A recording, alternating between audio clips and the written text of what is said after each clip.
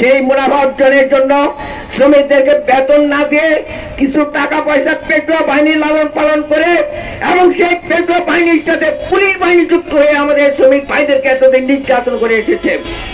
সেই নির্যাতনের দিন শেষ হয়েছে।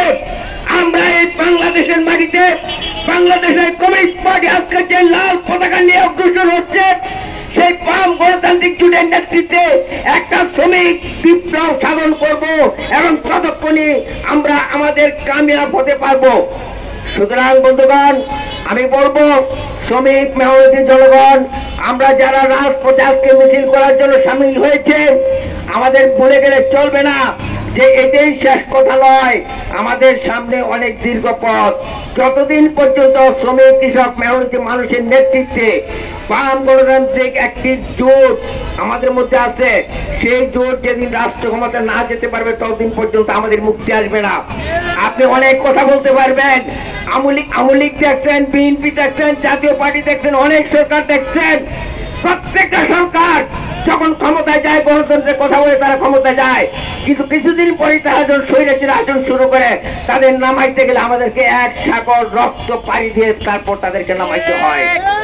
আমরা আর রক্ত দিব না, রক্ত দিব এখন আমরা শ্রমিক কৃষক মেহনতি মানুষের একটা রাজ কায়েম করার জন্য। এছাড়া কোনো পাইল ব্যবসা আমরা খেলতে হবো না। আমি আর কথা দীর্ঘায়িত করবো না। আমরা একটা মিছিল করব এবং সেই মিছিল হবে মুক্তির মিছিল।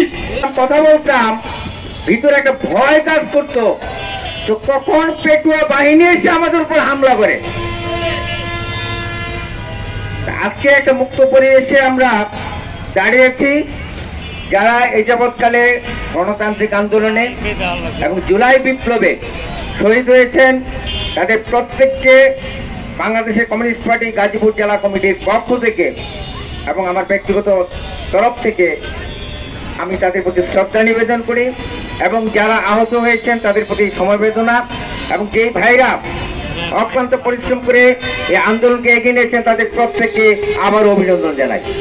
সংগ্রামী বন্ধুগণ, কিন্তু আমরা আনন্দিত হচ্ছি যে আমরা একটা অভ্যুত্থান ঘটাতে পেরেছি, কিন্তু এটি শেষ কথা নয়। আমাদের মনে রাখতে হবে যে আমরা যেন একটা তপ্ত কড়াই থেকে জ্বলন্ত উনুনের দিকে যাচ্ছি, এই সংখ্যাটাও কিন্তু আমাদের মধ্যে আছে। বিভিন্ন মহল থেকে কিন্তু এই কথাটা বলা হচ্ছে। 15 বছর একদল খাইছে, আরেক দল রেডি হইতেছে তারা খাওয়ার জন্য। এটা ভুলে গেলে কিন্তু চলবে না। আমাকে যখন মাইক্রোফোন দেওয়া হয়েছে তখন বলা হয়েছে সময় কম, আমরা একটু মিছিল করব। তাই আমি কথা দীর্ঘায়িত করবো না। আজকে এখানে যে সমস্ত শ্রমিক ভাইরা আছেন, আমাদের পাশে থেকে যে বন্ধুরা আমরা আসছি, আমাদের একটু দেরি হয়েছে। কেন? আমাদের রাজেন্দ্রপুরে একটা ডাক ফ্যাক্টরি আছে, সেই ফ্যাক্টরি 9 মাস ধরে বন্ধ, শ্রমিকরা বেতন পায় না। আসার সময় দেখলাম রাস্তার মধ্যে তাঁবু টানায়া তারা খাবার দাবার রেডি করে খাইতেছে এবং আন্দোলন করতেছে। এই আন্দোলনটা 9 মাস পূর্বে তারা যখন করছিল তখন মালিকের পেট্রোল বাহিনী তাদেরকে কথা বলার সাহস পর্যন্ত দেয় নাই। তারা 9 মাস ধরে বেতন পায় না। এমন একটা জুলুম নির্যাতনের পরিবেশ থেকে আজকে মুক্ত হয়ে তারা কথা বলার সুযোগ পেয়েছে এবং রাস্তা ব্লক করে রাখছে, কিন্তু কোন মানুষ এর জন্য বেজান না। কেন বেজান না? কারণ তারা দেখতেছে যে যেই লোকগুলো 9 মাস ধরে বেতন পায় না, সেই লোকগুলোর জন্য আমরা কয়েক ঘন্টা রাস্তা অবরোধ থাকলেও আমাদের কষ্ট হবে না। এই হলো আমাদের জনগণের শ্রমিকদের প্রতি দরদি মনোভাব।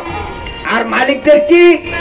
মালিকরা এই শ্রমিকরা খাইলো কি খাইলো না, ঘুমাইলো কি ঘুমাইলো না, বেঁচে আছে না বেঁচে নাই, এগুলি তাদের লক্ষ্য নয়। তাদের লক্ষ্য মুনাফা অর্জন করা।